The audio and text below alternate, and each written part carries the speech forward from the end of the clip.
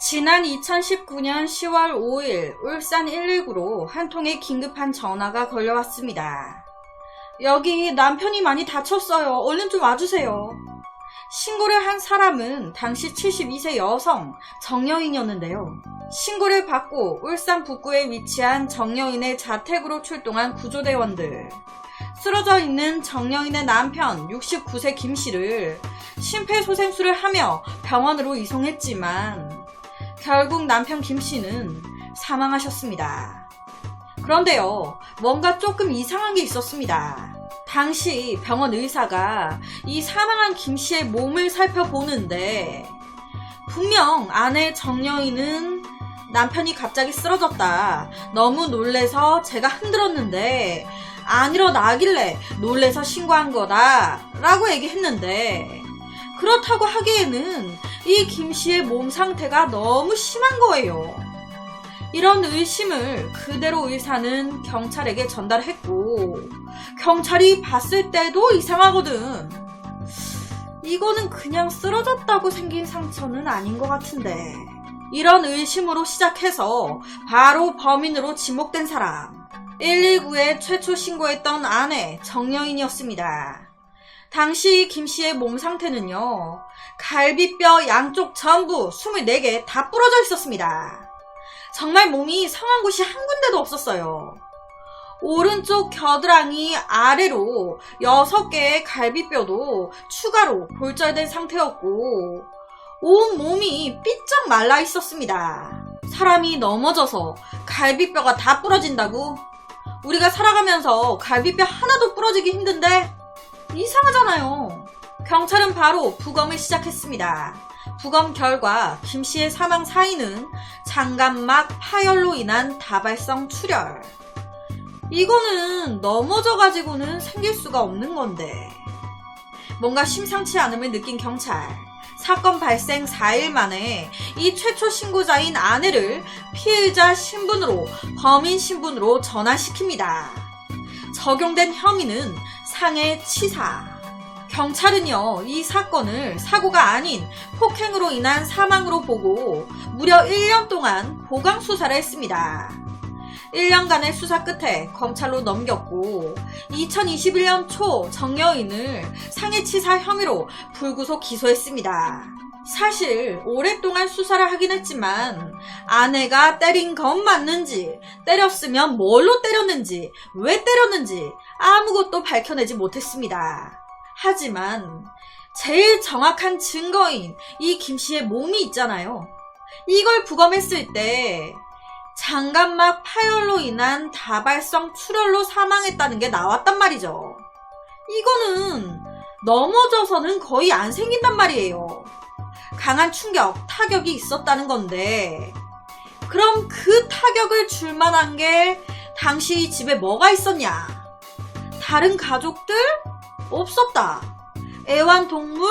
없었다. 친구들? 없었다. 혹시 집 안에서 큰 장롱 같은 게 무거운 게 넘어지면서 김씨의 몸을 덮쳤나? 그래서 김씨가 그 밑에 깔렸었나? 그런데 현장 상황도 그렇고 정여인의 진술도 그렇고 그건 아닌 것 같은데. 그러니까 당시 집 안에서 피해자에게 강한 충격을 줄 수 있는 사람은 단 한 명, 아내밖에 없는데. 김씨가 가만히 있다가 갑자기 갈비뼈가 싹 다 스스로 다 부러지면서 쓰러졌을 리도 없고, 거기다 조사 결과 사건 당일 이 아내 막걸리까지 마셔가지고 음주 상태였네. 2021년 10월 20일 이 사건의 국민재판이 시작됐습니다. 당연히 아내 정여인은 억울하다라고 주장했어요. 검찰은 내가 남편을 죽였다고 얘기하는데, 저는 넘어져 쓰러져 있는 남편을 발견하고 놀래서 정신 차리라고 머리를 흔들거나 얼굴 부위를 친 건 있어도 가슴과 복부를 발로 차거나 밟거나 넘어뜨린 적은 전혀 없습니다. 남편이 평소에 간경화가 있었습니다. 몸이 약했단 말이에요. 스스로 넘어지면서 상해가 발생했을 수도 있고, 심폐소생술 과정에서 갈비뼈 골절 등 상해가 발생했을 가능성도 있는 거잖아요. 병원으로 이송하면서 문제가 생겼을 수도 있는 거잖아요. 제가 안 그랬다고요. 남편은 2018년도에도 넘어지면서 갈비뼈 4개 이상 부러지는 사고가 있었던 사람입니다. 그러니까 작은 충격에도 쉽게 갈비뼈가 부러지고 하는 사람이라고요. 저 남편이랑 사이 좋았습니다. 다른 사람들한테 물어보세요. 제가 왜 사이 좋은 남편을 죽이겠습니까? 죽일 이유가 없잖아요. 실제로 재판장에서 증인으로 출석한 사람이 있었는데 그 사람은 다름 아닌 이 사망한 김 씨의 친동생이었습니다. 그러니까 피해자의 친동생이 재판장에서 형수가 그랬을 리 없다. 형수와 우리 형 사이가 좋았었다 라고 증언하면서 선처를 바라기도 했습니다. 하지만 시신이 남아있잖아요. 김 씨의 시신을 부검했던 부검이들의 판단은 달랐습니다. 3명의 의학 전문가들이 시신을 확인했는데 3명 모두 이건 넘어져서 생긴 게 아니다 라는 공통 의견을 내놨습니다. 먼저 진료했었던 응급실 의사는 병원에 실려왔을 때 오른쪽 옆구리가 퉁퉁 심하게 부어 있었을 정도로 외상이 굉장히 심했다. 저는 큰 교통사고를 당한 환자인 줄 알았다. 어떻게 그게 스스로 넘어져서 생겼다는 거냐? 김 씨의 시신을 부검했던 부검이는 어딘가 부딪히고 넘어졌을 때 가슴과 배 부위에 이 같은 손상이 생기는 건 상상하기 어렵다. 말이 안 된다. 피해자의 손등에서 멍자국들도 조금 발견됐는데 아무래도 손등의 이 자국들은 피해자가 맞으면서 방어를 한 방어흔으로 보인다. 마지막으로 법의학 교수도 가능성을 완전히 배제할 순 없겠지만 이 장갑막 출혈, 이건 위치상 넘어져서 파열되긴 어렵다라는 의견을 내놨습니다. 이 사건이 국민재판으로 진행이 됐어요. 실제로 현장에서 배심원들에게 이 피해자 김 씨의 당시 사진을 보여줬었다고 합니다. 그런데 이 사진을 본 배심원들 전부 말을 잇지 못했다고 해요. 생각했던 것보다 김 씨의 상태가 심각했으니까. 실제로 미라 같았다고 얘기할 정도로 너무 좀 안 좋았으니까. 이 재판은 12시간가량 진행이 됐습니다. 결과는 7명의 배심원 모두 만장일치, 유죄, 아내가 때린 걸로 본 겁니다. 아내 측의 주장 받아들여주지 않은 거예요. 그렇게 결론은 이 아내 정여인에게 징역 3년에 집행유예 5년을 선고했습니다. 당시 이 사망한 남편 김 씨가 10년 전부터 강경화로 인해 거동이 불편해지면서 스스로 이동하기 힘든 보행장치가 없으면 아무것도 못하는 그런 상태였다고 해요. 그렇다 보니 10년 전부터 이 70대 아내 정여인이 아파트 청소 일을 하면서 남편 병간호를 하며 산 거예요. 그러다가 이런 의심스러운 남편의 사망 사건이 일어난 겁니다. 시신으로 추정해 봤을 때 2019년 10월 5일 정여인과 남편 김씨 자택 안방에서 말다툼이 벌어진 겁니다. 앞서 말씀드렸지만 이 아내 정여인 막걸리를 먹어서 취한 상태였어요. 감정이 훅 올라왔겠죠. 남편 김씨를 때리기 시작한 겁니다. 말다툼을 하다 남편의 뺨과 눈 부위를 때리고 넘어뜨린 뒤에 가슴과 복부를 발로 차고 밟아 갈비뼈 다 부러지고 장갑막 파열까지 오고 이 남편 의식 잃고 쓰러진 거예요. 이 모습에 놀란 아내 정여인이 119에 남편이 다쳤다며 신고를 했고 안타깝게도 사망을 하신 겁니다.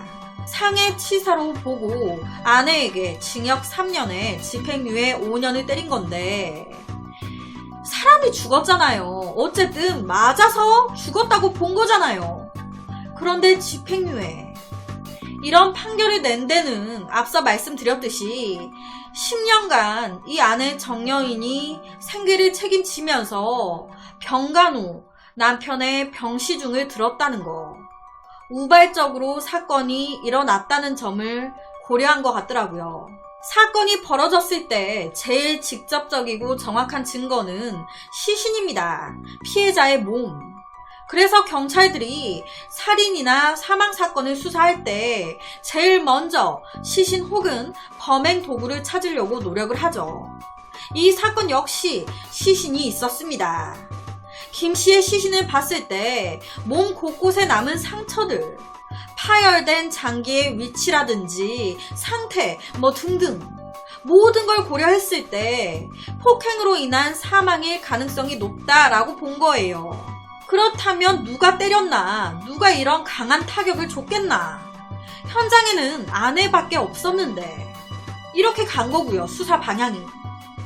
어떻게 보면 아내가 안 때리고 다른 사람이 때린 후에 도망갔을 수도 있는 거 아닌가? 당연히 집 근처 CCTV 이런 것도 봤겠죠. 왔다 갔다 한 사람이 없는데? 또한 시신을 보면 언제 이런 상처들이 생겼는지 사망 추정 시간에 여러 가지를 알 수 있다고 하잖아요. 제가 이런 얘기를 하는 이유는요. 왜 때렸는지, 뭘로 때렸는지 이런 게 밝혀진 게 없는데 당시 현장에 아내가 같이 있었다는 그 이유 하나만으로 아내를 범인으로 모는 것도 좀 어느 정도 잘못된 거 아닌가? 라고 생각하실 분들 계실까 싶어 말씀드립니다. 이 비슷한 사건은 또 있었습니다.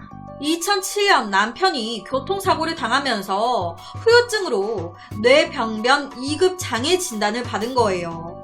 그래서 2012년부터는 남편이 걸어 다니지도 못했고 골다공증으로 휠체어도 못하는 그런 상태까지 돼버린 겁니다.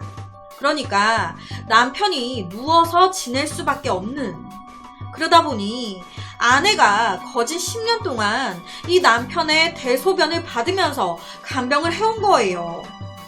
2017년 4월 남편이 60세가 됐을 때 아내가 일까지 그만두고 병간호에만 전념을 했습니다. 남편이 쓰러진 뒤 병원비만 해도 700만 원이 들어갔대요. 그러다 보니 경제적으로도 어려워졌겠죠.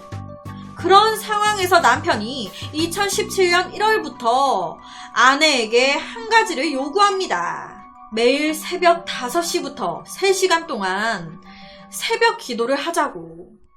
아내 입장에서는 안 그래도 피곤해 죽겠는데 새벽 기도하자면서 매일같이 뭐라고 하니까 나름 짜증이 났던 거예요. 그래서 잘못된 생각을 한 겁니다. 그냥 죽이고 싶다고. 그래서 같은 해 12월 18일 또 새벽 기도 얘기를 꺼내는 남편한테 소리 지르고 손으로 목을 치고 손톱으로 남편 얼굴을 긁고, 그리고 다음날 이 두 사람이 또 싸움이 난 거예요. 왜? 새벽 기도 때문에. 싸우는 과정에서 또 격분한 아내, 남편 목을 눌러 숨지게 한 겁니다. 질식사. 똑같죠? 몸이 불편한 남편을 아내가 죽인 거예요. 이 사건에 대해서는 재판부가 어떻게 판단을 했을까요? 충격적이게도 1심은 아내에게 무죄를 선고했습니다. 와, 재판부 말은 살인의 고의로 남편을 사망에 이르게 했다는 점이 합리적 의심 없이 충분히 증명됐다고 보기 어렵다. 그 근거로 국가수 법의관이 질식사의 가능성도 있다라고 하면서도 사인 불명 의견을 제시했다. 그리고 사건 후 아내가 바로 119에 신고하지 않았냐? 앞서 말씀드린 사건과 똑같은 거예요. 이 사건도 아내분이 바로 신고를 했단 말이죠. 사건을 은폐하려고 하지 않았다라고 본 겁니다. 제가 처음 말씀드렸던 사건, 울산 사건은 3명의 의학 전문가가 모두 이건 맞아서 생긴 거다, 절대 넘어져서 생긴 게 아니다 라고 얘기를 했습니다. 하지만 방금 이 사건은 부검이가 질식사일 수도 있고 사인불명일 수도 있다 라고 말을 한 거예요. 사인불명, 왜 죽었는지 정확하게 모르겠다라는 식으로.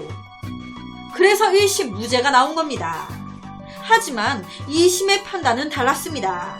남편이 질병이나 우연한 사고로 사망했다고 보기 어렵다. 스스로 목숨을 끊었다고 보기도 어렵고, 두 사람 새벽 기도 문제 등으로 자주 싸웠다고 한다.